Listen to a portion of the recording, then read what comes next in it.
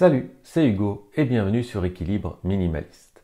Aujourd'hui, on va parler de ce sentiment que beaucoup d'entre nous connaissent trop bien. Cette petite boule au ventre du dimanche soir. L'impression que la semaine qui arrive est déjà une montagne, que nos journées vont être une course effrénée et qu'on a déjà perdu le contrôle avant même d'avoir commencé. On passe notre week-end à recharger les batteries et en quelques heures, le stress et la charge mentale sont de retour. Résultat, on subit nos semaines plus qu'on ne les vit. Et si je te disais qu'il existe un moyen très simple de changer ça? Un petit rituel, une véritable mise au point de 30 minutes seulement, qui peut complètement transformer ta perception de la semaine à venir. Un moment pour toi, pour passer d'un mode réactif où tu cours après le temps, à un mode intentionnel, où tu décides de la direction que tu veux donner à tes journées. C'est mon rituel hebdomadaire. Cela m'aide depuis des années à aborder chaque lundi avec calme et clarté. Alors si tu es prêt à retrouver de la sérénité et à faire de la place pour ce qui compte vraiment, reste bien avec moi. Et si c'est ta première fois ici et que tu souhaites simplifier ta vie, je t'invite à t'abonner à la chaîne pour ne manquer aucun de nos prochains rendez-vous. Ça me soutient énormément. Allez, c'est parti avec la première partie, pourquoi un rituel? Avant de te donner les étapes concrètes, je veux que tu comprennes le pourquoi de ce rituel. Car comme pour tout dans le minimalisme, l'intention est la clé. Ce n'est pas juste une liste de tâches pour la semaine, c'est bien plus que ça. C'est un véritable sas de décompression entre le repos du week-end et l'activité de la semaine. Le principal problème qu'on rencontre, c'est la charge mentale. Toutes ces pensées qui tournent en boucle, les rendez-vous, les tâches à ne pas oublier, les soucis personnels, les projets professionnels. Notre esprit est encombré avant même le lundi matin. Ce rituel de 30 minutes a un seul but, désencombrer ton esprit. C'est l'équivalent mental de ce qu'on fait pour nos maisons. On sort tout ce qui est superflu pour ne garder que l'essentiel et voir plus clair. En faisant ça, tu ne te contentes pas de planifier. Tu reprends le contrôle.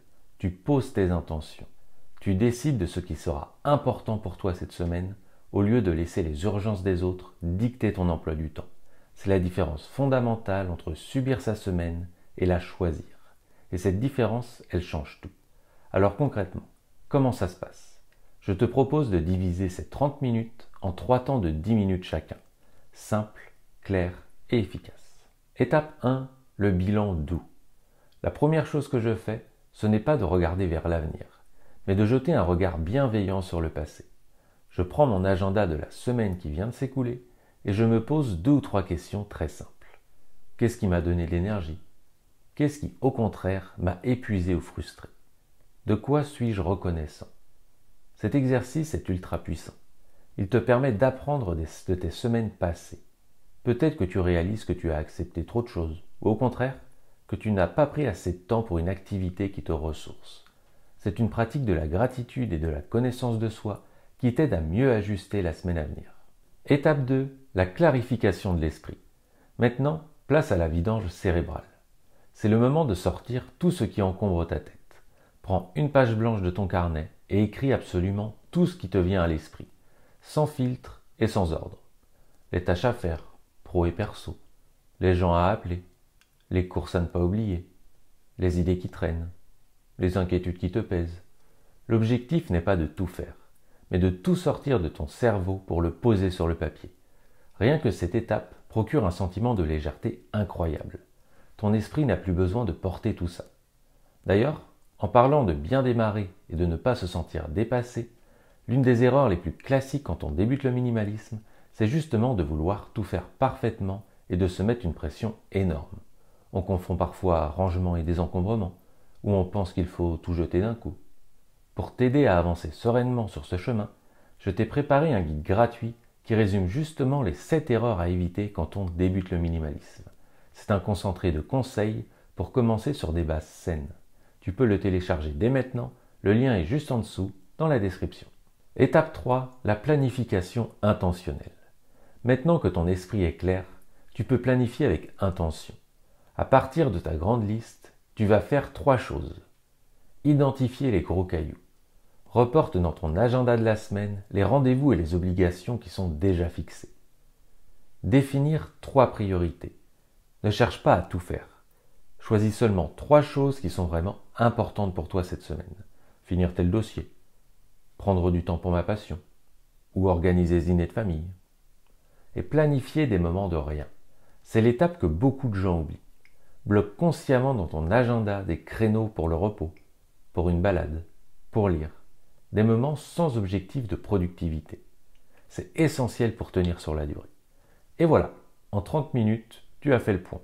Vider ton esprit et donner une direction claire et réaliste à ta semaine. Maintenant, voyons les bénéfices concrets et comment tenir sur la durée. Les bénéfices de ce rituel sont immenses.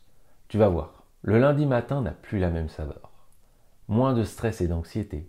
Fini la journée le sentiment d'être dépassé. Plus de clarté et de concentration. Tu sais quelles sont tes priorités, donc tu disperses moins ton énergie. Un sentiment de contrôle et de sérénité. C'est toi qui donnes le ton à ta semaine. Pour que ce rituel devienne une habitude, voici mes conseils. Ancre-le dans ta routine. Choisis un moment fixe, le dimanche à 17h par exemple. Crée une ambiance agréable. Fais-toi une tisane, mets une musique douce. Ça doit être un moment plaisir, pas une corvée. Sois indulgent avec toi-même. Ne vise pas la perfection. Si une semaine tu ne fais que 15 minutes, c'est déjà super. L'important, c'est la régularité. On arrive à la fin de cette vidéo. J'espère de tout cœur que ce partage t'inspirera à tester ce rituel. Ces 30 minutes par semaine sont, je te l'assure, l'un des meilleurs investissements que tu puisses faire pour ton bien-être et ta tranquillité d'esprit. C'est ça aussi le minimalisme. Utiliser son temps, sa ressource la plus précieuse, de manière intentionnelle. Comme promis, si tu veux aller plus loin et éviter les pièges du débutant, n'hésite pas à télécharger le guide gratuit sur les 7 erreurs à éviter quand on débute le minimalisme. Le lien est dans la description, c'est mon cadeau pour t'accompagner. Merci d'être resté jusqu'au bout de la vidéo. Si elle t'a plu et apporté de la valeur, pense à la liker, ça m'aide beaucoup. Et partage-la à quelqu'un qu'elle pourrait aider.